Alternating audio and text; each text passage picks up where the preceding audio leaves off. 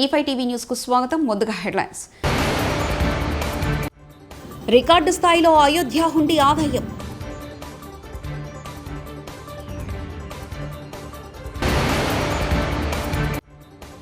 Political ఎంట్రీతో hot comments చేసిన hero Vijay.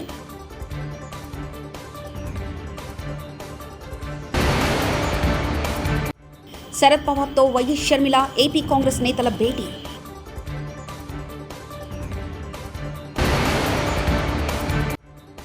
Parliament ఎన్నికల్లో మల్కాజ్గిరిలో ఎగిరేది కాంగ్రెస్ జెండానే బండ్ల గణేష్ వ్యాఖ్య.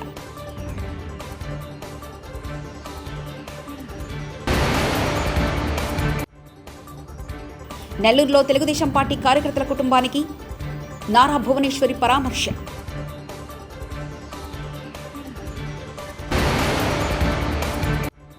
దమ్ముంటే ముందు ప్రజలకిచ్చిన గ్యారెంటీలు అమలు మీద దృష్టి పెట్టండి మాజీ మంత్రి హరీష్ రావు. ఉత్తరప్రదేశ్లోని అయోధ్య రాములవారి గుడికి రికార్డు స్థాయిలో ఆదాయం సమకూరింది. కలియుగ ప్రత్యక్ష దైవం తిరుమల శ్రీ వెంకటేశ్వర స్వామి హుండీ ఆదాయంతో శ్రీరాముడు పోటీ పడుతున్నారని భక్తులు అంటున్నారు. జనవరి 22న ప్రధాని నరేంద్ర మోదీ చేతుల మీదుగా రాములవారి ప్రాణప్రతిష్ఠ జరగగా గడిచిన 10 రోజుల్లో వచ్చిన ఆదాయం రికార్డు నెలకొల్పింది. గత నెల 22 నుంచి ఫిబ్రవరి 1 వరకు 25 లక్షల మంది భక్తులు రామచంద్రుణ్ణి దర్శించుకున్నట్లు అయోధ్య రామ జన్మభూమి ట్రస్ట్ తెలిపింది. ఆలయానికి ఇప్పటి వరకు 11 కోట్లకు పైగా విరాళాలు సమకూరాయని ట్రస్ట్ వెల్లడించింది. పొలిటికల్ ఎంట్రీతో హాట్ కామెంట్స్ చేసిన హీరో విజయ్ లోక్సభ ఎన్నికల్లో పోటీ చేయం, ఏ పార్టీకి మద్దతివ్వం, త్వరలోనే పార్టీ అజెండా ప్రకటిస్తామని తెలియజేశారు. తమిళనాడు అవినీతి పాలన కొనసాగుతుందని 2026 అసెంబ్లీ ఎన్నికలే మా టార్గెట్ అని తెలిపారు. ఢిల్లీలోని తన నివాసంలో ఎన్సీపీ అధినేత శరద్ పవార్ను ఏపీ కాంగ్రెస్ అధ్యక్షురాలు వైఎస్ షర్మిల కలిశారు. ఆంధ్రప్రదేశ్కు ప్రత్యేక హోదా అంశాన్ని పార్లమెంట్లో లేవనెత్తాలని కోరుతూ వినతి పత్రాన్ని అందజేశారు. ఆమె వెంట కేవీపీ రఘువీరారెడ్డి, జేడీసీలం తులసిరెడ్డి, మస్తాన్ వలి, సుంకర పద్మశ్రీ తదితరులు ఉన్నారు.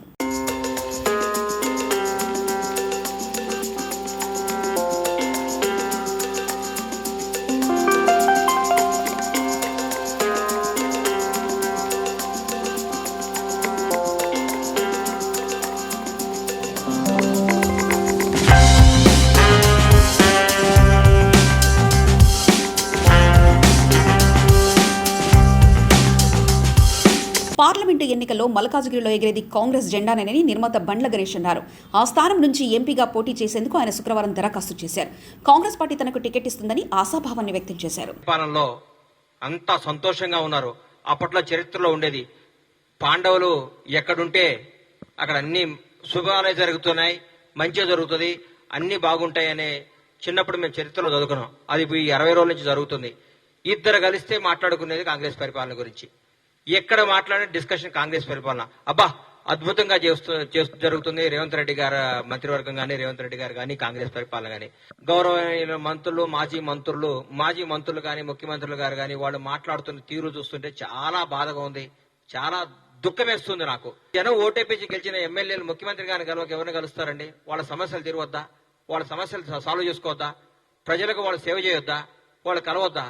వచ్చి ఓన్లీ అనేది తెలంగాణ భవన్లో కూర్చొని మీటింగ్లు చెప్పుకోవాలి, వెళ్ళిపోవాలనా? ప్రభుత్వాన్ని తిట్టాలనా? ప్రజాసేవ చేయొద్దండి? గాలి కొదిలేయాలన్నా జనాన్ని? మిమ్మల్ని నమ్మి ఓట్లు వేసిన వాళ్ళని గాలి కొదిలేసి మీరు పట్టించుకోకుండా మీరు ఊరికే రేవంత్ రెడ్డి గారు అజ్జేయట్లేదు, రేవంత్ రెడ్డి గారు ఇచ్చేయట్లేదు, కాంగ్రెస్ ప్రభుత్వం ఇచ్చేయట్లేదు, అనవసరంగా ఎన్నుకున్నారు, తప్పు చేశారు, అది ఇదని మీరు మాట్లాడుకుంటా మీకు ఉష్ణాయసం తప్ప 5 సంవత్సరాల వరకు ఎన్నికలు రావు, ఇబ్బంది లేదు. రేపు జరగబోయే పార్లమెంట్ ఎన్నికల్లో కూడా బ్రహ్మాండమైన సీట్లు గెలిచి రాహుల్ గాంధీ గారిని ప్రధాని చేయడానికి మా కాంగ్రెస్ కార్యకర్తలందరూ, తెలంగాణ ప్రజలు సిద్ధంగా ఉన్నారు. మల్లారెడ్డి గారు అంటాడు, మాట్లాడితే ముఖ్యమంత్రి గారిని ఎట్లా పడితే అట్లా కామెంట్ చేస్తున్నాం. ముఖ్యమంత్రి గారు అంటే గౌరవి, ఆ పదానికి గౌరవి. రేవంత్ రెడ్డి గారిని ఏకవచనం సంబోధిస్తున్నావు. నీ మల్లారెడ్డి కాదు, మీ నాన్న మల్లారెడ్డి, మీ తాత మల్లారెడ్డి, ఇంకో మల్లారెడ్డి వచ్చినా ఈ రోజు కాంగ్రెస్ ప్రభుత్వాన్ని ఏం చేయలేరు, రేవంత్ రెడ్డి గారిని ముట్టుకోలేరు. మీరు గుర్తుపెట్టుకోండి. దయచేసి చెప్తున్నా, కాంగ్రెస్ ప్రభుత్వం అద్భుతంగా పరిపాలిస్తుంది. ఇంకో 2 గ్యారెంటీలు ఇస్తుంది. రేవంత్ రెడ్డి గారు 20 గంటలు పనిచేస్తున్నాడు. ఈ మధ్య కాలంలో భారతదేశంలో ఏ ముఖ్యమంత్రి పడినంత కష్టం రేవంత్ రెడ్డి గారు పడుతున్నాడు. రోజుకి 20 గంటలు పనిచేస్తున్న ఏకైక ముఖ్యమంత్రి మాకు తెలిసిన ముఖ్యమంత్రి. ఈ రోజు చెప్తున్నా, బీఆర్ఎస్ పార్టీ అనేది నిజంగా ఇక లేదు, రాదు, రాబోదు కూడా. ఎందుకంటే రాబోయేది, జరగబోయేది కాంగ్రెస్ వర్సెస్ బీజేపీ పోటీ ఉంటుంది. మిమ్మల్ని మర్చిపోయాం, మీ శకం ముగిసిపోయింది. మీరు ఏం చేసినా గానీ ఈ పార్లమెంట్ ఎలక్షన్ లో గజన విజయం సాధిస్తాం. ఈ 5 ఏళ్లు కాదు, ఈయన చేసిన అద్భుతాలతో వచ్చే 5 ఏళ్లు కూడా మేము సగర్వంగా తెలంగాణ ప్రజలను ఓటడిగి ఇంకొకసారి మళ్ళీ అధికారంలోకి వస్తాం. మల్కాజ్గిరిలో కాంగ్రెస్ జెండా ఎగురుతుంది ఎవరికి టికెట్ వచ్చినా కానీ. బ్రహ్మాండమైన మెజార్టీతో గెలుస్తాను. నేను ఊరికి అట్లా మాట్లాడిన అందరిలాగా బీఆర్ఎస్ ప్రభుత్వం లాగా దుమ్ము దులుపుతా ఎగురుతా గంతేస్తా అని గెలుస్తాం. టికెట్ వస్తే గెలుస్తాం. కాంగ్రెస్ జాయిన్ చేసుకోదేమో ఆయనను, మేమైతే జాయిన్ చేసుకున్నాం. మా మంత్రి ఎందుకు ఇస్తారని మా దగ్గర మహానుభావులు బ్రహ్మాండ ఎట్లుందండి మా పరిపాలన. మల్కాజ్గిరి అంటే మల్కాజ్గిరి హైదరాబాద్ సిటీలో ఉంది. నాకు మల్కాజ్గిరిలో చేయాలని అప్లికేషన్ పెట్టా. పెద్దలు ఆమోదించి అనుగ్రహించి నన్ను నమ్మి నాకు టికెట్ ఇస్తే ఘన విజయం సాధిస్తా. నాకు టికెట్ ఇస్తారని ఆశిస్తున్నా అంతే. తెలుగుదేశం పార్టీ అధినేత చంద్రబాబు సతీమణి నారా భువనేశ్వరి శ్రీ పొట్టి శ్రీరాములు నెల్లూరు జిల్లాలోని ఆత్మకూరు నియోజకవర్గంలో శుక్రవారం పర్యటించారు. చంద్రబాబు అరెస్టును తట్టుకోలేక అల్లీపురంలో గుండెపోటుతో మృతి చెందిన తెలుగుదేశం పార్టీ కార్యకర్తలు కముసుల ఆంజనేయరెడ్డి కుటుంబాన్ని పరామర్శించారు. అన్ని విధాలుగా అండగా ఉంటామని భరోసా ఇచ్చారు. బాధిత కుటుంబానికి 3 లక్షల ఆర్థిక సాయం చెక్కును అందజేశారు.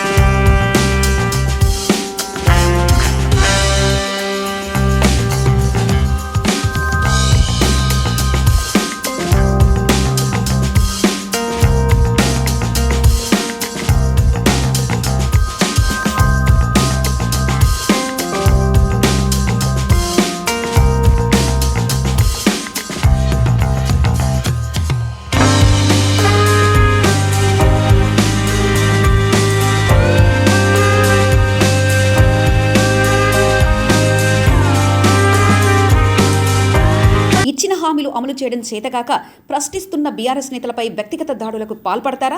దమ్ముంటే ముందు ప్రజలకిచ్చిన గ్యారెంటీల అమలు మీద దృష్టి పెట్టండి అంటూ మాజీ మంత్రి హరీష్ రావు వ్యాఖ్యానించారు. ఏమైంది మొన్న మా సందీప్ రెడ్డి గారు ఏమడిగినరు? రైతు బంధు ఇంకా పడలేదు, నాట్లయిపోయినాయి, ఎరువు బస్తాలకు కూడా డబ్బులు అందే పరిస్థితి లేదు, గా రైతు బంధు ఎప్పుడు ఇస్తారు అని జడ్పీ చైర్మన్గా సందీప్ రెడ్డి గారు ఒక బాధ్యతాయుతమైన పదవిలో ఉండి అడిగినాడు.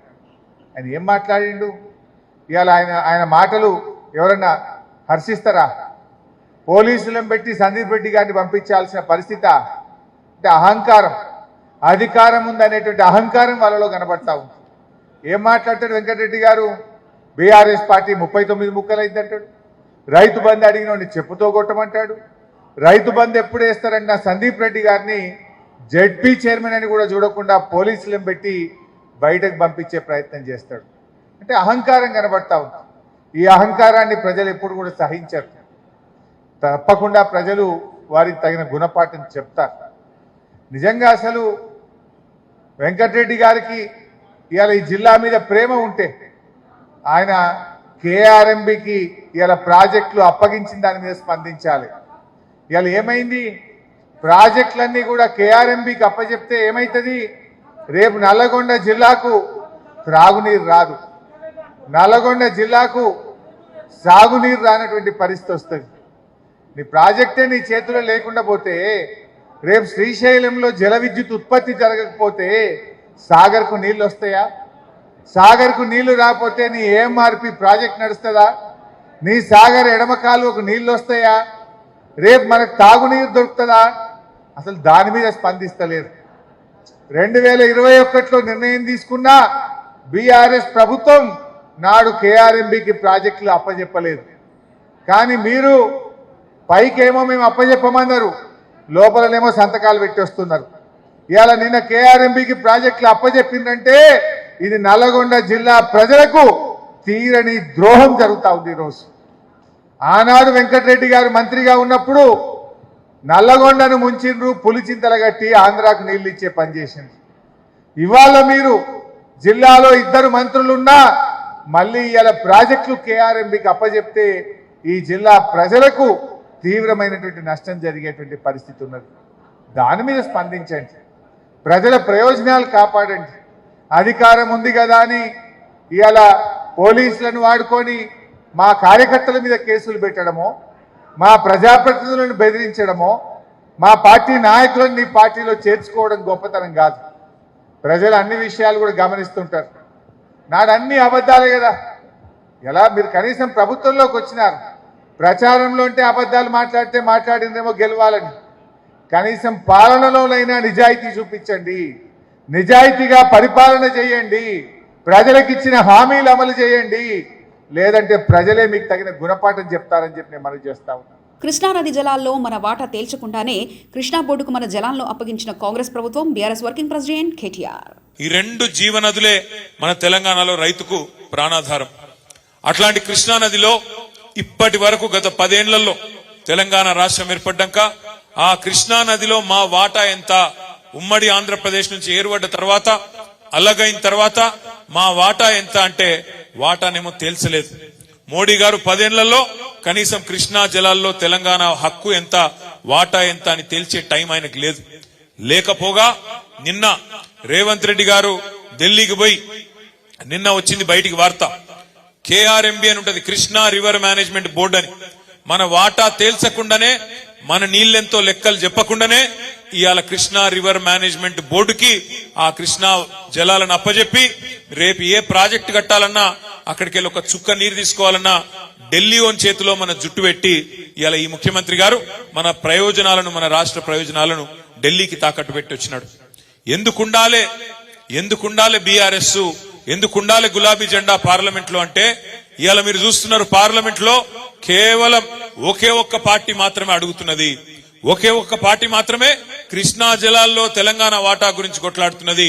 అది మన గులాబీ జెండా వేసుకున్న మన ఎంపీలే తప్ప ఇంకెవ్వరు కనీసం మాట్లాడతలేరు. కాంగ్రెస్ ఎంపీలు లేరు, బీజేపీ ఎంపీలేమో మాట్లాడే పరిస్థితి లేదు. అందుకే ఈ రెండు జాతీయ పార్టీలను నిలదీయాలన్నా, కేంద్రంలో మన హక్కుల కోసం మాట్లాడేటోడు ఉండాలన్నా, అక్కడ నిలదీసేటోడు ఉండాలన్నా, ప్రశ్నించేటోడు ఉండాలన్నా, గల్లా బట్టి అడిగేటోడు ఉండాలన్నా, రాష్ట్రానికి కావాల్సిన తెచ్చేటోళ్ళు ఉండాలన్నా ఈ గులాబీ జెండా వల్ల అయితే తప్ప కాంగ్రెస్ పార్టీ వల్లనో బీజేపీ వల్లనో కాదు. నంది అవార్డుల స్థానంలో గద్దర్ అవార్డు తీసుకురావడాన్ని తెలంగాణ విద్యార్థి ఉద్యమకారుల వేదిక స్వాగతించింది అని రాష్ట్ర చైర్మన్ కంచర్ల బద్రి అన్నారు. హైదరాబాద్ ఉస్మానియా యూనివర్సిటీలో ఆర్ట్స్ కళాశాల వద్ద తెలంగాణ విద్యార్థి ఉద్యమకారులు సమావేశమయ్యారు. ఈ సందర్భంగా వారు మాట్లాడుతూ సీఎం రేవంత్ రెడ్డి నిర్ణయాన్ని స్వాగతిస్తూ రేవంత్ రెడ్డికి కృతజ్ఞతలు తెలిపారు. కుల మతాలకు అతీతంగా ఒక దళితుడు అంటరానివాడు అని వెలియబడ్డ గద్దర్ పేరు మీద అవార్డును ప్రకటించడం గొప్ప విషయమన్నారు. రేవంత్ రెడ్డి తీసుకున్న నిర్ణయం ఒక చారిత్రాత్మకమైందన్నారు. గత ప్రభుత్వం ఉద్యమకారులను గుర్తించలేదు, కాంగ్రెస్ ప్రభుత్వమైనా ఉద్యమకారులను గుర్తించాలని బద్రి కోరారు.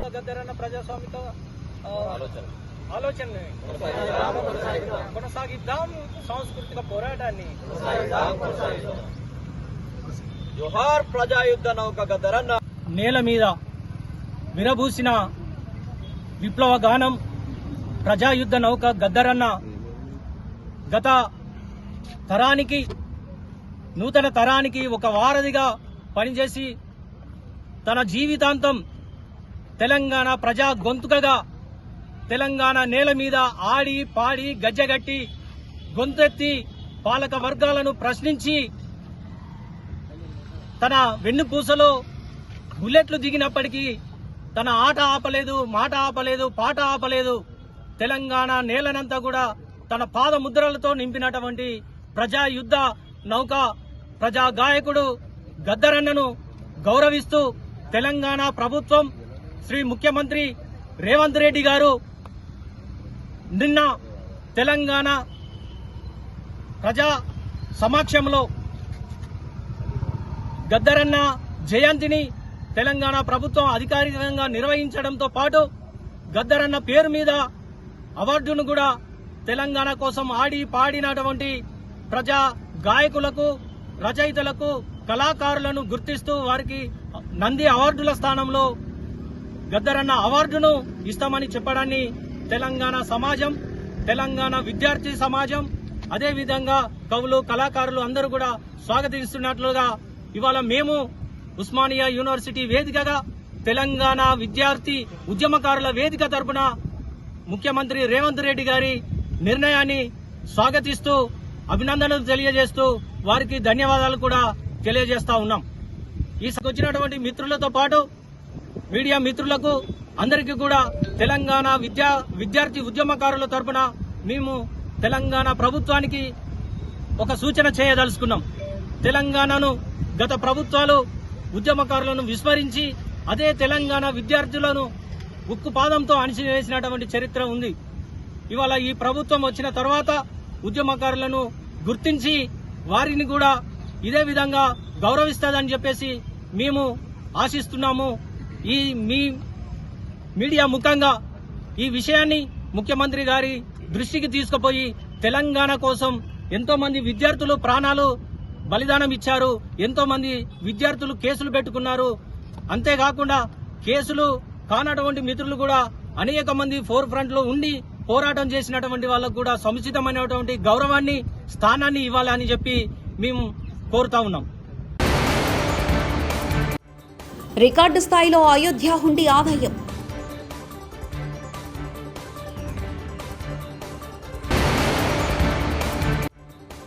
పొలిటికల్ ఎంట్రీతో హాట్ కామెంట్స్ చేసిన హీరో విజయ్.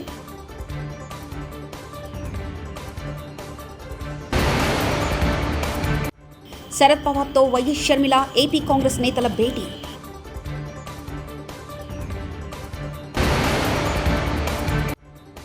పార్లమెంట్ ఎన్నికల్లో మల్కాజ్గిరిలో ఎగిరేది కాంగ్రెస్ జెండానే, బండ్ల గణేష్ వ్యాఖ్య.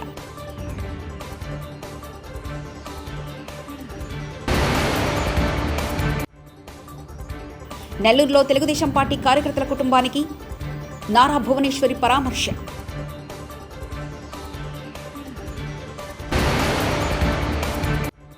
దమ్ముంటే ముందు ప్రజలకిచ్చిన గ్యారెంటీలు అమలు మీద దృష్టి పెట్టండి, మాజీ మంత్రి హరీష్ రావు. ఇవి బులెటిన్ విశేషాలు. చూస్తూనే ఉండండి E5 టీవీ న్యూస్.